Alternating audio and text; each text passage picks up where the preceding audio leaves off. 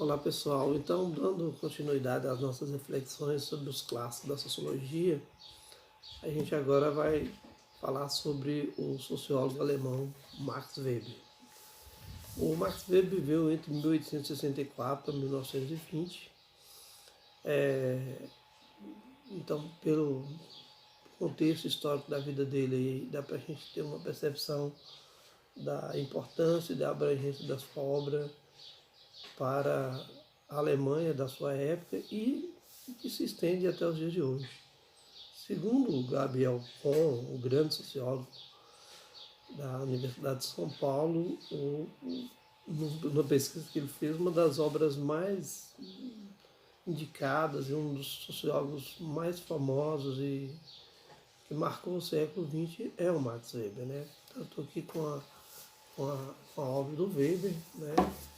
Esse livro maravilhoso, Economia e Sociedade, e essa é uma das obras clássicas do Weber, né? É uma obra que foi praticamente organizada, né, pós-morte, né? Ele deixou isso escrito, a sua esposa foi quem fez a primeira edição, e nesse estudo aqui abrange praticamente todos os grandes estudos que o Weber fez. Não? O Weber é um sociólogo com uma formação vasta, né? E principalmente na área jurídica, né? Ele é um advogado, um grande estudioso da economia, ele se colocava como um grande economista e, né, teve como a sua grande referência de estudo Karl Marx. Né? Weber ele busca nas obras de Karl Marx a sua grande inspiração para as suas reflexões e também fazendo o exercício que Marx fez quando contrapõe a Hegel, né,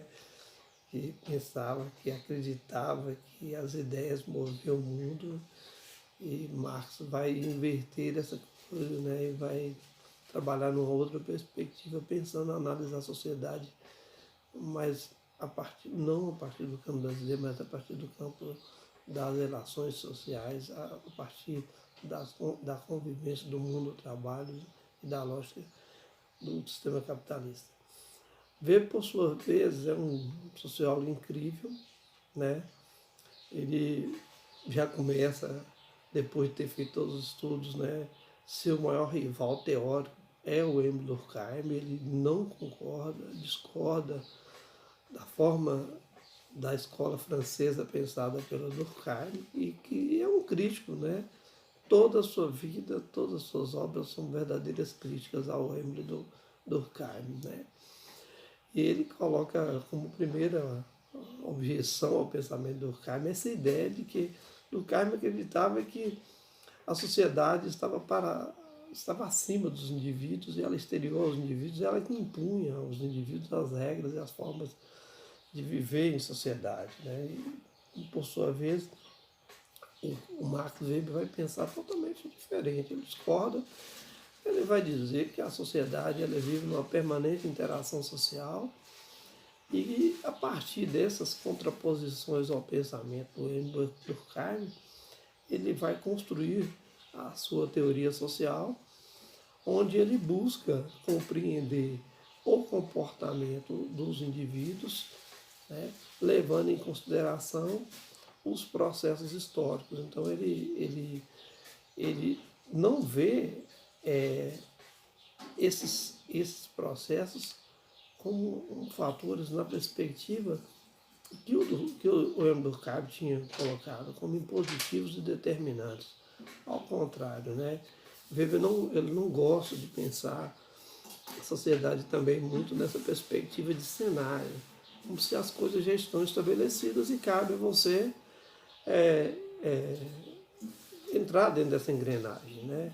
De incorporar essas ideias. Ele viveu numa Alemanha que estava passando por um processo, né, de reunificação, né, um capitalismo tardio, um desenvolvimento industrial um pouco atrasado. No entanto, pega uma fase nobre da Revolução Industrial, razão pela qual a Alemanha, no final do século XIX e início do século XX, já se despontava como uma maior potência econômica e tecnológica da Europa do século XIX, né?